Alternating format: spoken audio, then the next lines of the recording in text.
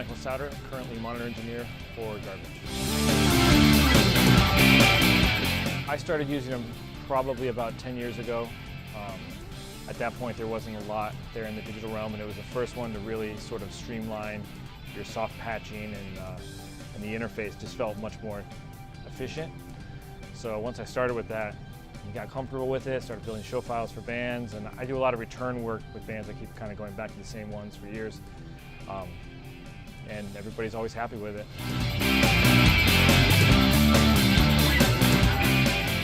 I've actually scaled from the full-size D shows down to the profiles, and then down with smaller bands to the SC48. And every time I do it and down to the S3L, it's always a smooth transition. For me, it's been a really good product line all the way through, because I started with the monsters that, you know, took up the whole stage, and then now I'm carrying it on a plane.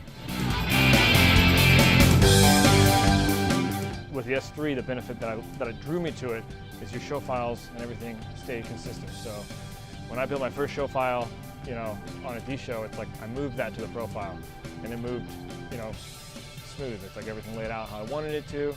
And then when I moved down to the SC48, it takes a little bit of working around, and it's fine, it's smooth. And then this one, you know, it was a little bigger jump as you get quite a bit smaller, and you needed to kind of think about how you set it up. But sonically, you know, it was all there, like all my EQs, everything came with it. I'm not real plug-in heavy, so it was a really easy transition for me. And you know, it's like you load that file up, and you can put a band on stage in 30 minutes, and you wouldn't know you went to a briefcase-sized console, you know, which is great.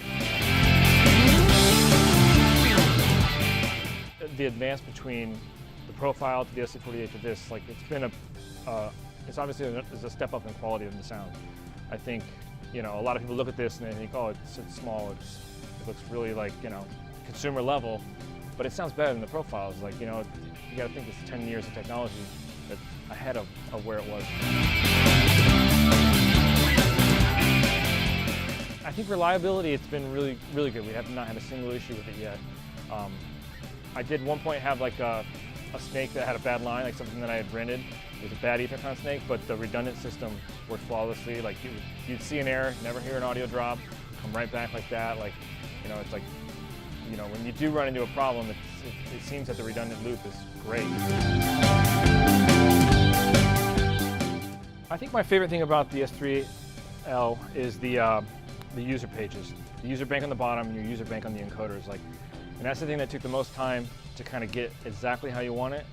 But I think anybody building a file, like, really think those through, because if you do those right, like, your whole workflow will be so much more efficient. Anything that I need a quick handle on is on my faders, and then up top I kind of laid it across as my EQs, high pass, and kind of picked where I want to be there. It's like, if you do it right, you can stay away from having to double click to get to anything you need. It's like it can all be right there.